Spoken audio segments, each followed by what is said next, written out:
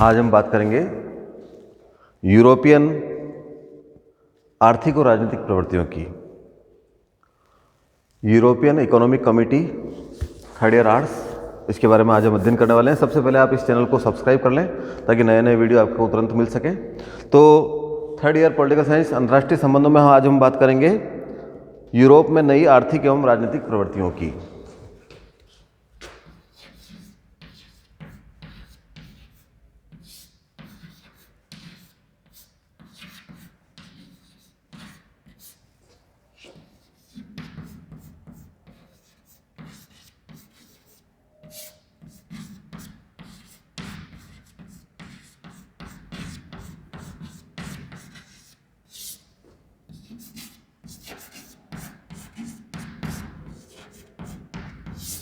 Europe में नई आर्थिक और राजनीतिक प्रवृत्तियां, इसके बारे में हम बात करेंगे। द्वितीय विश्व युद्ध के बाद यूरोप के सामने या यूरोप के देशों में जंग जीतने के उपरांत भी कई आर्थिक और राजनीतिक समस्याएं उत्पन्न हुई, जो इस प्रकार थी। यूरोप में शांति निर्माण की समस्या। यूरोप में शांति निर्माण की समस्या द्वितीय विश्व युद्ध की समाप्ति के बाद यूरोप की सबसे कठिन और जटिल समस्या शांति समस्या थी। युद्ध समाप्त होने के लगभग 1.5 वर्ष बाद तक भी शांति संधियों के प्रारूप तैयार नहीं हो सके। 10 फरवरी 1947 तक केवल इटली, रोमानिया, हंगरी और फिनलैंड के साथ शांति संधियां संपन्न हो सकी। शांति संधियां इसलिए जरूरी थी कि 2 महायुद्धों की विभीषिका झेल चुकने के बाद यूरोप के देशों की या पूरी दुनिया की एक प्रकार से कमर टूट गई थी, अगले युद्ध के कोई पक्ष में नहीं था। तो ऐसी स्थिति में शांति व्यवस्थाएं बनाए रखना बहुत जरूरी था। जर्मनी की समस्या और शांति वार्ताएं। द्वितीय महायुद्ध में आत्मसमर्पण करने के उपरांत जर्मनी यूरोप में शीत युद्ध का केंद्र बिंदु बन गया। मित्र राष्ट्रों ने जर्मनी को 4 भागों में बांट दिया, जिनमें क्रमशः संयुक्त राज्य अमेरिका, ब्रिटेन, सोवियत संघ और फ्रांस ने अपना शासन स्थापित कर लिया। इन चारों क्षेत्रों के प्रधान सेनाध्यक्षों को अपने अपने क्षेत्र में सर्वोच्च अधिकार प्राप्त थे। जर्मनी की पुरानी राजधानी बर्लिन में चारों बड़े राष्ट्रों ने एक मिला-जुला शासन स्थापित कर लिया और एक मित्र राष्ट्रीय नियंत्रण परिषद गठन किया गया। तो यहाँ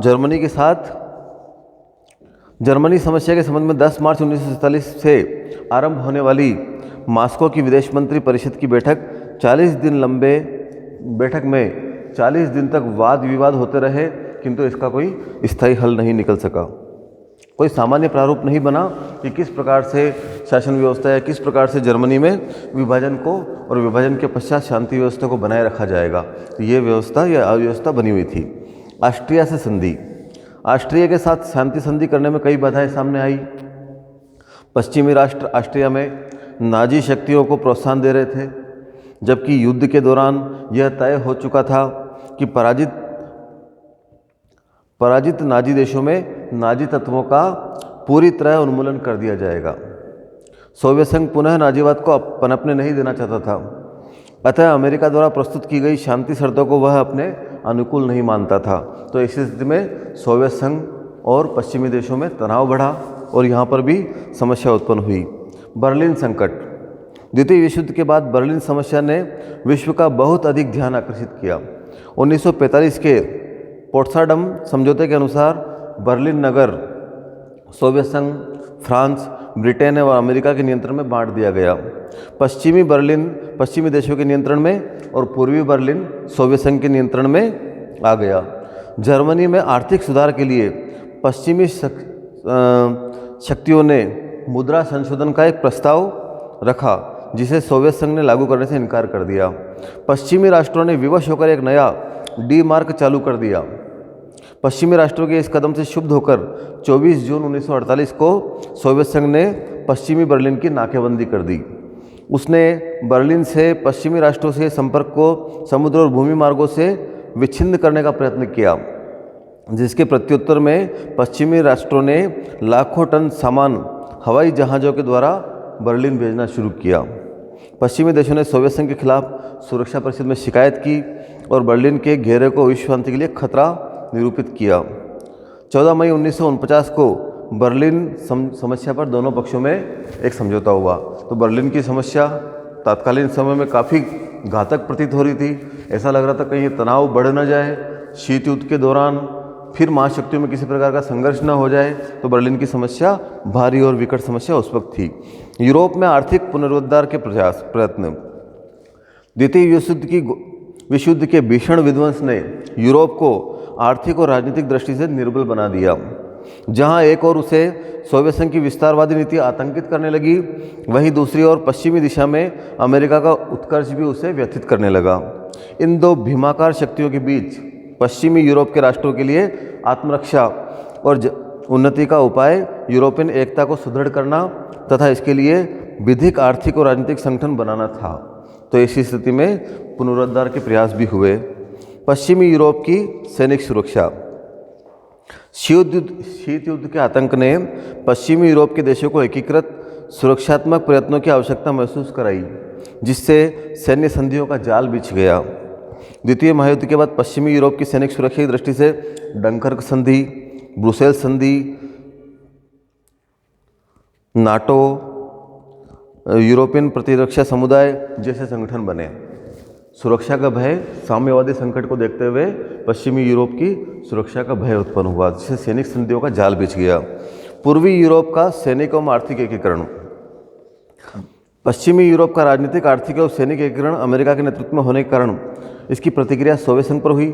सोवियत संघ ने प्रतिक्रिया स्वरूप पूर्वी यूरोप के देशों पर अपना नियंत्रण स्थापित करना शुरू कर दिया। उसी प्रकार की संधियां, उसी प्रकार की सैनिक प्रगति करना आरंभ कर दिया।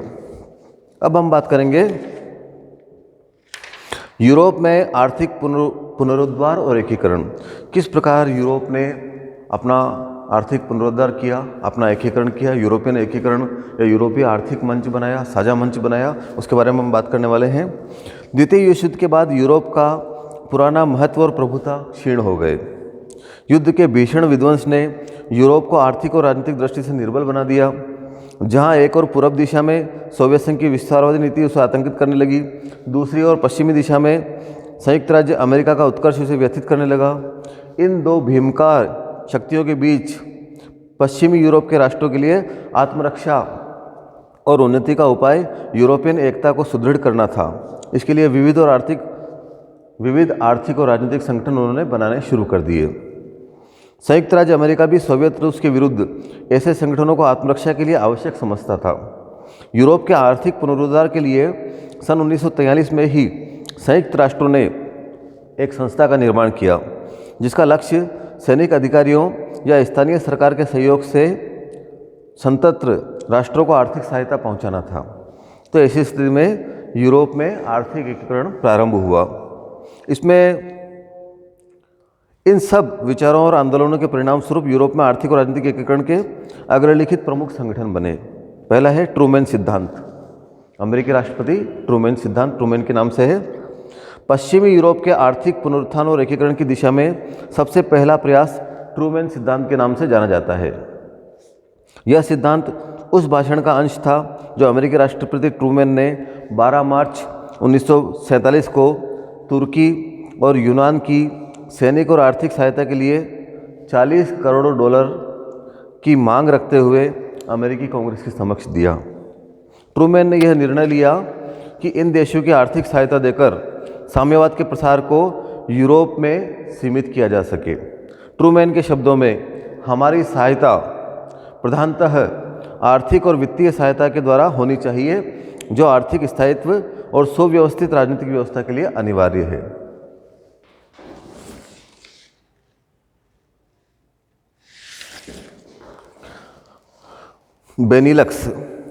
बेनिलक्स संघ बेल्जियम, नीदरलैंड और लग्जमबर्ग के बीच सितंबर 1944 में हुए समझौते का परिणाम था। मार्च 1947 में इसमें कुछ महत्वपूर्ण संशोधन किए गए और 1 जनवरी 1948 से इसे लागू कर दिया गया। इसके अंतर्गत सदस्य राष्ट्रों ने अपने बीच चुंगी व्यवस्था को पूरी तरह समाप्त कर दिया और आयात पर एक समान टैरिफ कार्यक्रम की स्थापना की। समझौते का अंतिम लक्ष्य एक पूर्ण आर्थिक संघ का निर्माण बताया गया। तो इस प्रकार और प्रयास हुए। फिर आता है मार्शल योजना, अमेरिकी राष्ट्रपति मार्शल के द्वारा। युद्ध के कारण यूरोप की अर्थव्यवस्था छिन्न भिन्न हो गई थी और चारों ओर असंतोष, दरिद्रता और आर्थिक कष्ट का साम्राज्य छाया हुआ था। ऐसी हालत में यूरोप में साम्यवादी व्यवस्था फैल जाने की संभावना बहुत अधिक बढ़ गई थी। अमेरिका के सामने समस्या यह थी कि युद्ध से विध्वंस यूरोप का पुनर्निर्माण करके उसके साम्यवाद से कैसे बचाए। अमेरिकी विदेश सचिव जॉर्ज मार्शल इस स्थिति को भली भांति समझ रहे थे। अप्रैल 1947 में जब वह यूरोप से लौटकर वाशिंगटन पहुंचे तो उन्होंने इस बात पर बल दिया कि यदि इस समय तुरंत यूरोप के आर्थिक पुनरुद्धार का प्रयत्न नहीं किया गया तो वह साम्यवादी हो जाएगा। ऐसी स्थिति में एक मार्शल योजना, मार्शल कार्यक्रम चलाया गया, जिसके माध्यम से यूरोप को आर्थिक सहायता प्रदान की गई। यूरोपियन आर्थिक सहयोग का संगठन 1948 में यूरोपियन आर्थिक सहयोग का संगठन पश्चिमी यूरोप के आर्थिक एकीकरण की दिशा में सर्वाधिक ठोस प्रयास था। इसका निर्माण मार्शल योजना के अंतर्गत यूरोपीय राष्ट्रों को मिलने वाली सहायता को व्यवहार में लाने के संबंध में किया गया। इसका मुख्य संबंध यूरोप के सामान्य व्यवहार, आर्थिक विकास तथा अंतः यूरोपीय वित्तीय व्यवस्था से है।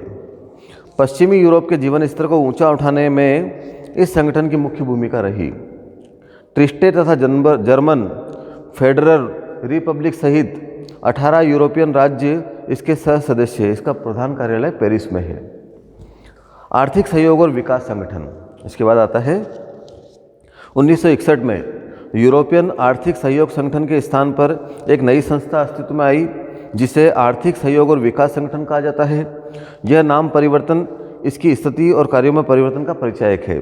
अब अमेरिका और कनाडा इसके पूर्ण सदस्य मान लिए गए हैं, जिससे यह विशुद्ध यूरोपियन संगठन नहीं रहा।